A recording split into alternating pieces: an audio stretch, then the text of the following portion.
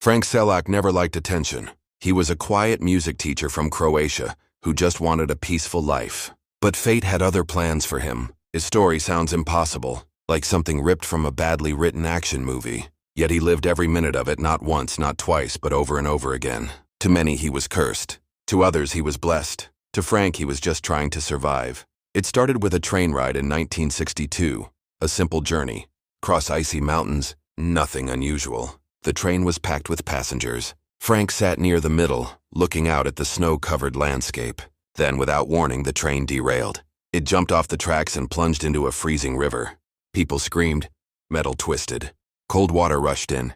Many drowned that day, unable to escape the submerged wreckage. But Frank managed to break a window, climb out and swim to shore. He was soaked, injured, and in shock. But he was alive. Some say that was luck. Others say it was just the beginning. Just days later, still shaken from the crash, Frank boarded a plane for the first time in his life. It was 1963. The flight was supposed to be short and easy. Halfway through the journey, the cabin pressure dropped. Panic spread. The door burst open and people were sucked out. Frank was one of them. He didn't have a parachute. He had no chance. But somehow he landed in a haystack. A literal pile of soft hay broke his fall. Everyone else on that flight died. He didn't. 2 disasters. 2 escapes. Frank began to wonder what was going on. He tried to go back to normal life. He stuck to buses and avoided trains and planes. For a while, things were quiet. Then one day in 1966, the bus he was on skidded off the road and crashed into a river. It was like a repeat of the train accident. Again, people drowned. Again, Frank managed to get out. He swam to shore, coughing and gasping, soaked in muddy water. Some rescuers pulled him out and gave him a blanket. He looked up at the sky. He didn't smile. He couldn't understand why he kept surviving when others didn't. He didn't feel lucky. He felt hunted. Frank became more cautious. He avoided public transportation. He started driving his own car. But that didn't help either.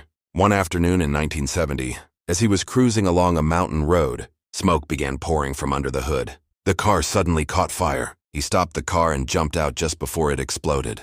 The blast threw shrapnel across the road. His eyebrows were burnt, and his jacket had holes, but he was still breathing. At this point, friends started joking that he was cursed. Frank didn't laugh. He felt it too. It wasn't just bad luck anymore. It felt like something was out to get him. Still, life went on. He got a new car. A few years later, in 1973, while driving through another mountain pass, his engine malfunctioned again. Flames erupted. This time, the fire came through the air vents. The interior filled with smoke. Frank didn't wait. He kicked open the door and rolled out as the car veered off the cliff. It exploded in the distance. Once again, he stood on the edge, staring down at another burning wreck. He shook his head and walked away. Then, for more than 2 decades, nothing happened. It was quiet. Too quiet. Frank lived in fear. Always watching, always waiting. But nothing came. No crashes, no explosions, no rivers. It was like the curse had lifted. He tried to relax, tried to believe it was over. Then, without warning, it returned. It was 1995. He was walking down the street in his hometown. A peaceful afternoon, sun shining. Suddenly, a bus came speeding around the corner. The driver had lost control. The vehicle swerved directly at Frank. He jumped aside just in time.